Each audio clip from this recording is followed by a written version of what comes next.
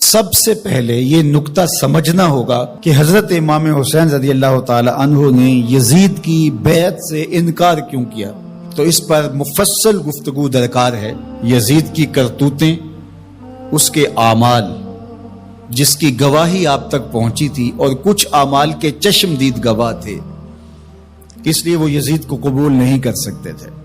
آپ نے بیعت یزید سے انکار کرتے ہوئے کہا مثلی لا یبایع مثلہ، لوگوں میں بیعت یزید سے انکار اس لیے کر رہا ہوں کہ میرے جیسا شخص اس جیسے شخص کی بیعت نہیں کر سکتا۔ یہ دو لفظوں میں پوری گفتگو کا خلاصہ آپ کے سامنے رکھ رہا ہوں۔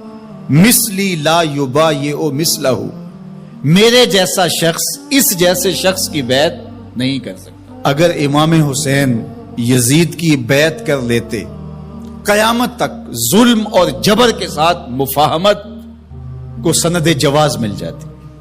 لوگ کہتے جب نواسہ رسول نے یزید کو قبول کر لیا، اس شخص نے یزید کو قبول کر لیا اس کے ظلم، جبر اور زیادتی کے باوجود، جس کو گٹی رسول نے دی تھی، جس کے کان میں اذان اور اقامت رسول نے کہی تھی، جس کو اپنا لعاب حضور منہ میں دیتے رہے، جو حضور کے کندھوں پہ کھیلتا رہا، حضور کے سینے پہ بیٹھتا رہا، حضور کی آغوش میں کھیلتا رہا، حضور علیہ الصلوۃ والسلام نے جس کی تربیت کی اور جس کو دنیا پر اپنے دو پھولوں میں سے ایک پھول قرار دیا، خون پیمبر، نواسہ رسول، جس کو حضور ابنی کہا، وہ ابن و بنتی، میرا بھی بیٹا ہے، میری بیٹی کا بھی بیٹا ہے، جس کو اپنا بیٹا قرار دیا، جب فرزند رسول ظلم سے مفاہمت کر لیتا ہے، جبر سے مفاہمت کر لیتا ہے، تو پھر مجھے بتاؤ کہ قیامت تک کوئی ظلم اور جبر کے خلاف کھڑا ہو پاتا؟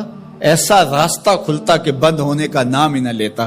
تو حضرت امام حسین رضی اللہ تعالیٰ عنہ نے کہا مثلی لا یبایع مثلہ، میرے جیسا شخص تیرے جیسے سے بیعت کر ہی نہیں سکتا۔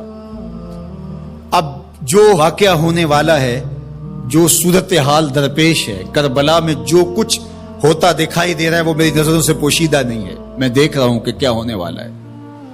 آپ نے مقام بیضا پہ جو خطبہ دیا، راستے میں ایک مقام پڑتا ہے آیان و انصار کے ساتھ، اور آپ نے اس میں ایک تاریخ ساز جملہ ارشاد کیا جو آپ کے فلسفہ شہادت کو اجاگر کر دیتا ہے۔ آپ نے فرمایا لوگوں، مجھے پتا ہے میرے ساتھ کیا ہونے والا ہے۔ ظاہر آلات حرب و ضرب لے کر کے نہیں گئے تھے، آیان و انصار اپنے ساتھ لے کر کے نہیں گئے تھے۔ نواسہ رسول آواز دیتا کہ میرے ساتھ چلو، تو کیا وہ تنہا ہوتے؟ مجھے بتائیے اس دور میں اگر کسی کام کے لیے میں آپ کو آواز دیتا ہوں، میرے جیسا خاکسار شخص جس کی کوئی اوقات اور حیثیت ہی نہیں ہے، لیکن کتنے لوگ میرے ساتھ کھڑے ہوں گے، اور جو پیغمبر کی گود میں پلا ہو۔ جب حسین ابن علی آواز دیتے تو کیا لوگ ساتھ کھڑے نہ ہوتے؟ ترماح بن عدی بن حاتم، یہ حاتم تائی کا پوتا ہے، حضرت عدی بن حاتم کا فرزند ہے، جو حضور پر ایمان لائے صحابی رسول کا فرزند ہے۔ یہ راستے میں حضرت امام حسین کو ملا تو اس نے کہا کہ حضرت اگر آپ میرے ساتھ چلے جائیں تو میں چند دنوں کے اندر 30,000 افراد کا لشکر آپ کی پشت پہ کھڑا کر دوں گا، اور پھر ہم یزید کی اینٹ سے اینٹ بجا کے رکھ دیں گے۔ لیکن ترماح بن عدی کی پیشکش کو حضرت امام حسین نے قبول نہیں کیا، کہا بس مجھے جانے دو۔ تو کہا کہ لوگوں، میرے ساتھ جو ہونے جا رہا ہے، جو میری آنکھیں دیکھ رہی ہیں، مجھے اچھی طرح معلوم ہے، ہونے والے مناظر میری آنکھوں کے سامنے گھوم رہے ہیں، کوئی چیز میری نظروں سے پوشیدہ نہیں ہے، لیکن اس کے باوجود بھی میں کیوں جا رہا ہوں؟ تو وہ لفظ سنیے، عظیمتوں کی کتنی دل آویز کہانی ہے، کانسیپٹ کتنا واضح تھا، تصور کتنے واضح تھے۔ وَلَكُمْ فِيهَا أُسْوَةٌ، میں اس لیے جا رہا ہوں قیامت تک جبر، ظلم، جور اور زیادتی کے خلاف کھڑے ہونے والوں کے لیے کوئی نمونہ تو ہو۔ وَلَكُمْ فِيهَا أُسْوَةٌ، میری زندگی آنے والوں کے لیے نمونہ بن جائے کہ مفاہمت جبر سے نہیں کی جاتی، ظلم سے صلح نہیں کی جاتی، ظلم کا مقابلہ کیا جاتا ہے چاہے کچھ بچے یا نہ بچے۔ لوگ سر بچانے کے لیے ہاتھ دے دیتے ہیں، امام نے ہاتھ بچانے کے لیے سر دے دیا۔